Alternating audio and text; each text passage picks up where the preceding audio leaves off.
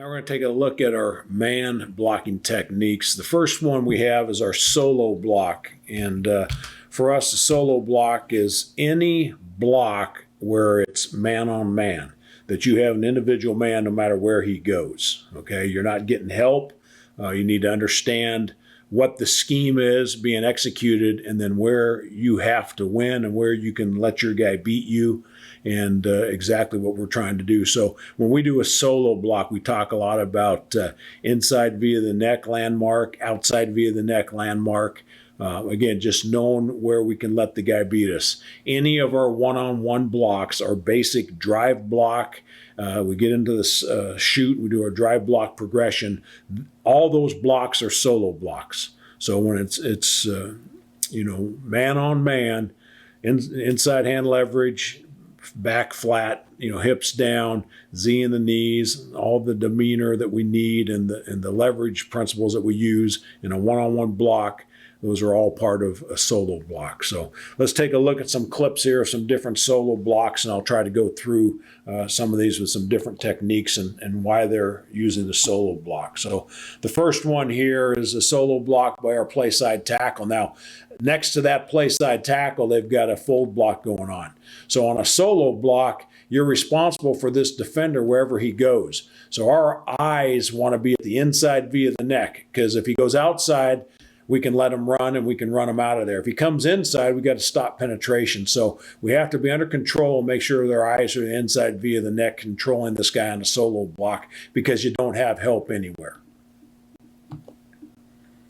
Okay, here's a solo block now by both the guard and the play side tackle. Okay, again, knowing that the ball's probably going to cut inside of them on an inside zone play, they're utilizing check step footwork with their eyes to the inside via the neck of the defender, and they're letting the guy beat them to their outside, knowing that that ball is going to cut back behind them.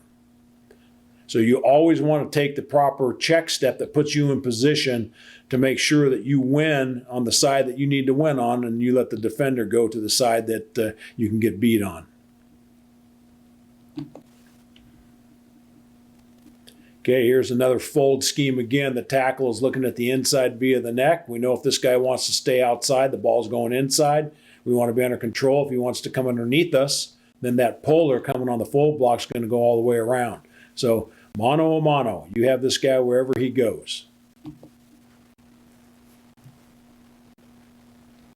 Here it is on an inside zone play when they've got a zone combo called to the inside. This tackle is singled up. No matter where this defender goes, he's singled up on him. So again, when that's the case and the ball's going inside, we have to protect the inside, and so our landmark and our eyes are at the inside via his neck.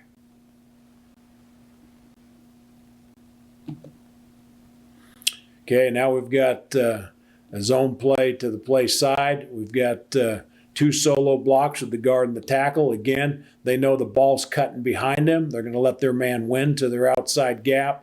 Check step, cover them up, eyes inside via the neck. Keep them leveraged, let them win where we want them to go, and that's to the outside.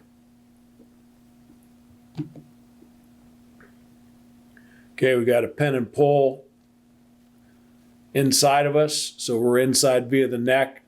Know if the guy wants to stay contained, the ball will go inside. And if he wanted to take an inside move on us, we'd have to flatten him down, stop his penetration, let the guard or the center pull outside.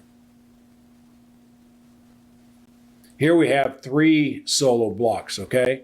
Again, they're all one-on-one blocks here. And again, knowing that it's an ISO play, and so we're going to know where we can get beat, know where we have to stop them from going.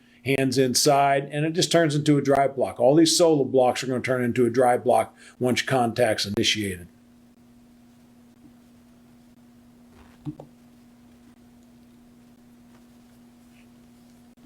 Inside zone scheme. So we have a call here where there's a single with the center and the guard. So they're working together. So they're not working out to the guy over the tackle. The tackle's solo. So he has inside via the neck because he has this defender wherever he goes. So he's not overstriding on it. He can readjust here, and he can flatten that guy down inside. But he stops penetration. He can't get beat inside and allow inside penetration.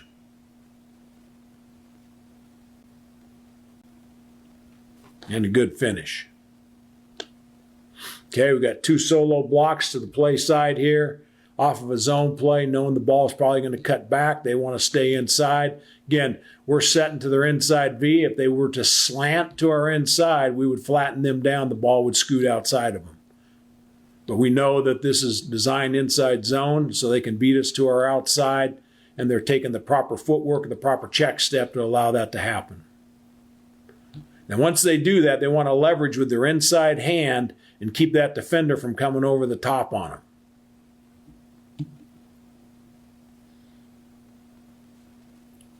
Okay, another pen and pull play. So the tackle soloed up and does a nice job. Now here's an example of when we have a pen and pull. Tackle's got a solo block under control with his footwork, and the guy wants to come underneath.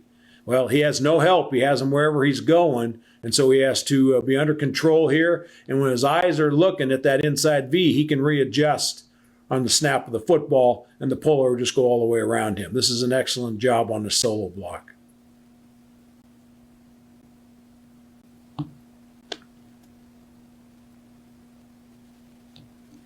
Okay, another pen and pull scheme. Tackle's going inside V. Guy wants to stay outside, turns into a drive block.